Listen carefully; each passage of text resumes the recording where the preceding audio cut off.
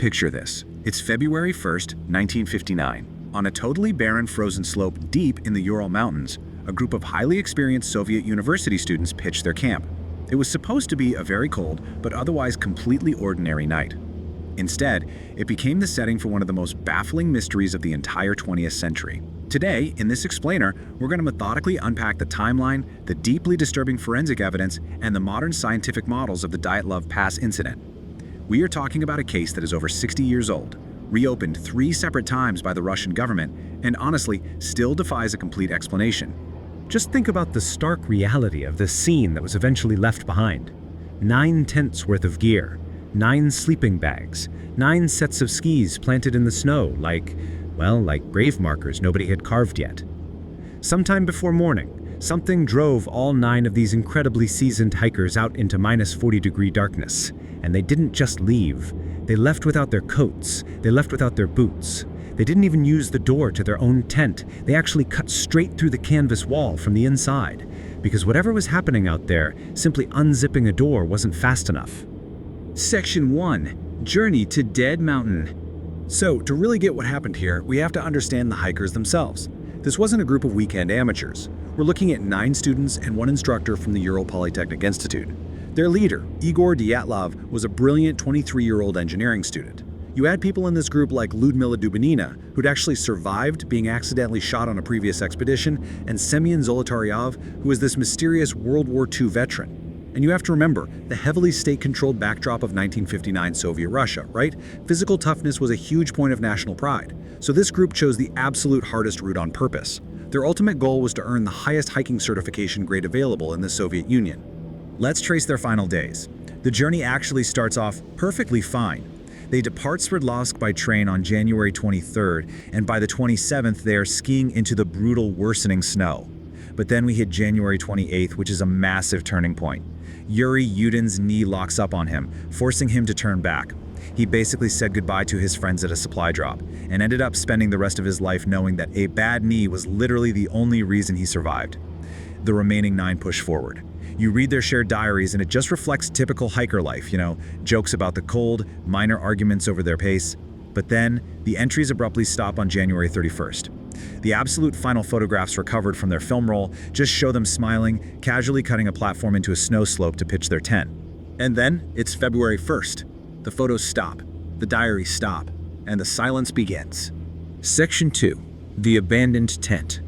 So, weeks go by. When the group fails to send a scheduled telegram, worried relatives basically force the university to organize a massive search on Kholat Shakal. That's a peak whose name the local Mansi people translate roughly as Dead Mountain. The searchers arrived in conditions that are hard to even wrap your head around. We are talking about an environment plunging to -40 degrees. At that temperature, exposed skin dies in an agonizing matter of minutes. And yet, for some reason, this is the exact environment the hikers inexplicably fled into. The crucial clue here is the state of the tent itself. When investigators finally found it on February 26th, it was half collapsed, sure, but it was pitched correctly. It was fully stocked with food. Their heavy coats, and absolutely critically, their boots, were still sitting neatly inside. But the canvas wall facing down the mountain wasn't just torn by the wind. It was jaggedly slashed open from the inside. We're not talking about one clean cut, but several frantic, desperate slices. Whatever forced them out required such immediate, absolute escape that finding the zipper was off the table. Section 3. A gruesome discovery. Outside that slash tent, things get deeply unsettling. Investigators found calm, evenly spaced, single-file footprints of 9 people walking down the slope. Not running, walking. Some were totally barefoot, some were just in a single sock. Let's methodically follow this path to the tree line, because this is where the horror truly begins. First, the footprints track roughly a mile down to a large cedar tree at the edge of the forest. Right underneath this tree, searchers found the first 2 bodies stripped down to their underwear right beside the remains of a tiny, desperate fire. And the forensic details here are grim. One hiker, Krivonishenko, had 3rd-degree burns. That means prolonged, direct contact with flame while conscious. He'd actually bitten off part of his own knuckle, likely trying to distract himself from the excruciating pain of freezing to death. Above them, the tree's branches were snapped off up to 5 meters high, which tells us someone had climbed up, likely desperate to see if their tent was still visible. Then, roughly 300 meters back up the slope, they found 3 more bodies, including Igor Dyatlov. Their positions were just agonizing. They literally died crawling back up the mountain, desperately trying to return to the boots and coats they had abandoned. Dyatlov was found having vomited blood. Another hiker, Slobodin, had a fractured skull. Yet, officially, Soviet investigators attributed all 5 of these early deaths to simple hypothermia. Section 4. The ravine victims. The harsh winter kept the final 4 hikers hidden for over 2.5 months. We have to move the timeline all the way forward to May 4th, 1959. The snow finally melts enough for a local hunter to spot cut fir branches leading into a deep ravine, about 75 meters away from that cedar tree. Inside, they found a hollowed-out snow den. This was a deliberate, methodical shelter. These last 4 hikers hadn't just panicked and died. They had actively fought to survive. But here is where it gets crazy. There is a stark contrast in the forensic data between these 2 groups. The first 5 victims, the ones exposed on the slope, primarily showed classic signs of hypothermia. But the 4 victims in the ravine, their bodies showed absolute physical devastation. One had a severe skull fracture. 2 others, Zolotaryev and Dubina, had massive internal chest trauma. We're talking multiple ribs broken on both sides. The medical examiner actually compared the blunt force to being struck by a high-speed car. Yet impossibly, there was no external bruising or skin tearing that matched these breaks. And even more baffling, Dubina's tongue, the floor of her mouth, and her eyes were completely missing. On top of all that, clothing recovered from these ravine victims tested positive for elevated levels of radioactivity. So, faced with missing eyes, radioactive clothing, and an inexplicable car crash-level internal trauma with 0 external bruising, what did the 1959 Soviet investigators actually do? They abruptly closed the case. Yep, they officially concluded that the hikers died from, and I quote, a compelling natural force. It is an impossibly vague conclusion, but it allowed the state to neatly seal the files away for decades. Section 5. The avalanche theory. For decades, the theories out there were wild. Everything from military cover-ups of secret weapons testing to infrasound wind vibrations causing spontaneous madness. But let's jump ahead to January 2021. Researchers from EPFL and ETH Zurich published a peer-reviewed study in the journal Communications, Earth and Environment. They completely ignored aliens or conspiracies. Instead, they treated the incident purely as a physics problem. They modeled the mountain's terrain using really advanced animation software, and, critically, techniques borrowed straight from modern car crash engineering. And here's exactly how their mechanism works. Step 1. Remember those smiling photos?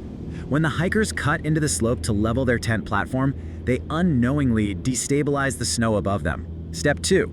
Over the next few hours, really harsh winds cause that snow layer to weaken further. Step 3.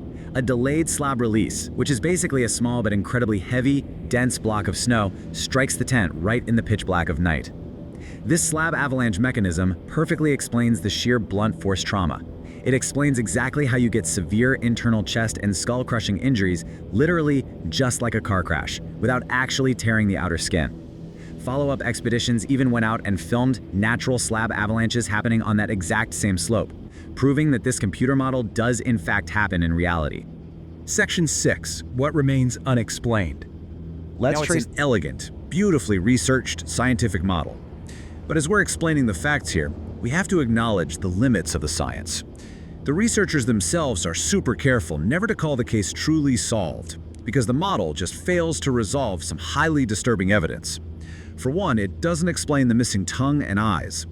While some people point to scavenging animals and water erosion in the ravine, critics rightly note that the surrounding tissue actually showed very limited animal activity. The model definitely does not explain the elevated radiation found on the clothing either. But most critically of all, human behavior completely defies the model. Think about it. If a terrifying avalanche just crashed into you in the dark, why are your footprints leading away completely calm and evenly spaced? Why walk single file instead of scattering in total panic? And why, if they were literally buried under a heavy slab of snow, did they have the space to methodically slash the tent open from the inside rather than just digging out the entrance? Because of these terrifying anomalies, the case effectively remains open in the eyes of the victims' families, with entirely new forensic reviews being published as recently as 2026. Which brings us to the ultimate question in all of this.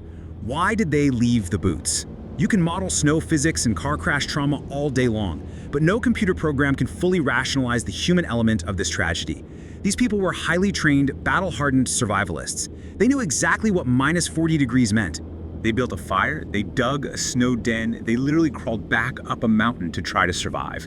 And none of it was enough. because whatever forced 9 seasoned hikers out of that tent into the fatal cold moved fast enough that grabbing a single pair of shoes simply wasn't an option. That detail, more than any avalanche model, perfectly summarizes the horrific speed of their panic. And 67 years later, it's the part of the story that has never stopped being terrifying. What would make you walk barefoot into the deadly dark?